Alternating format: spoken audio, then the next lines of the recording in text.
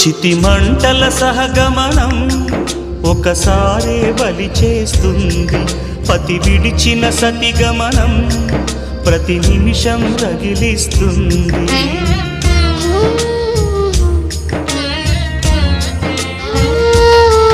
ఆ జ్వాలలతోనే జీవించేటి ధైర్యం అందిస్తూ ఓ బంధువులారా దీవించండి దీర్ఘ సహనమస్తు.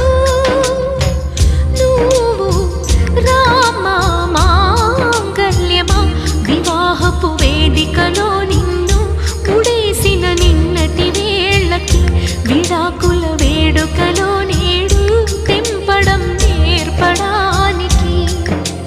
పందిరి వేసిన ఆకాశానికి యువమ్మా ఆహ్వానం.